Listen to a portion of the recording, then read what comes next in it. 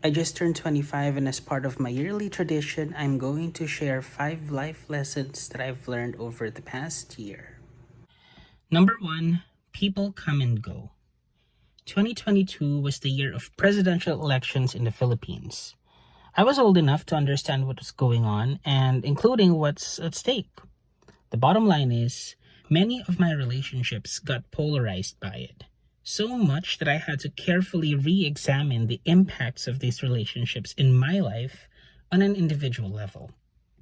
I ended up welcoming and letting go of folks, both new and old. It was uncomfortable, to say the least, but to me, it was the right thing to do.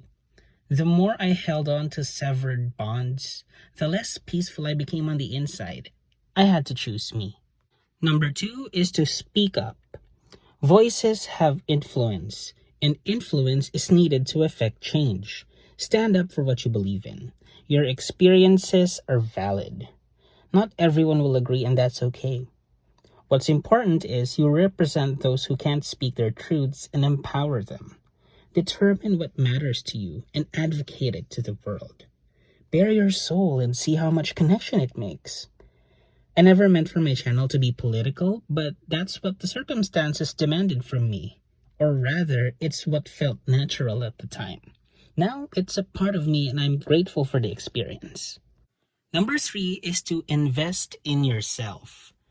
I've been willing and able to do certain stuff like Pokemon battles for a very long time, but I'm afraid to spend my money on it because other people, including myself, might reduce it as an expensive hobby.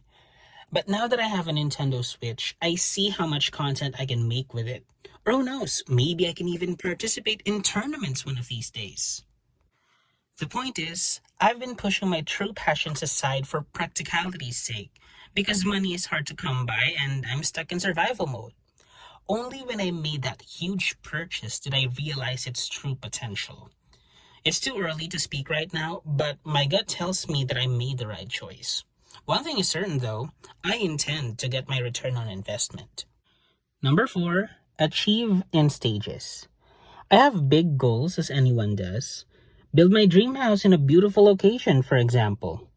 It's nice and all, but I now realize that it's more doable if I can clearly define for myself how I'm gonna do it.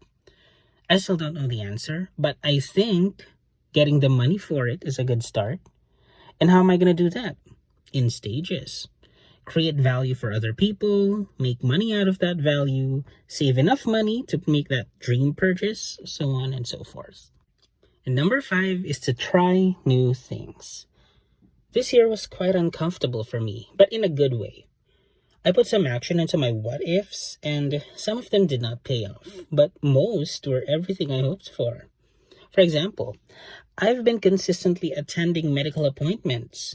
Sure, it's a lot of money, but I do have HMO benefits, and no one is getting, any life-threatening illnesses, so it's worth it. Another is my exercise and diet routine. I still have a long way to go, but the motivation that I have right now, despite all of my backlogs, is still decent. I'm pleasantly surprised. I have a lot of catching up to do because I have lazy days. It's hard to live an active lifestyle when you're an adult and you have things going on left and right. But I do feel like, for some reason, I feel like I can do it no matter how impossible it may seem at the moment. Does that make sense? So I guess my point is, you should get out of your comfort zone, but still know your limits. If you like this video, give it a thumbs up, share it, and let me know what you think in the comments. Also, if you're interested in seeing more content like this, make sure to hit that subscribe button and turn on all notifications so you're always updated whenever I upload new content. Thanks for watching, stay safe and healthy, and of course, have a great day.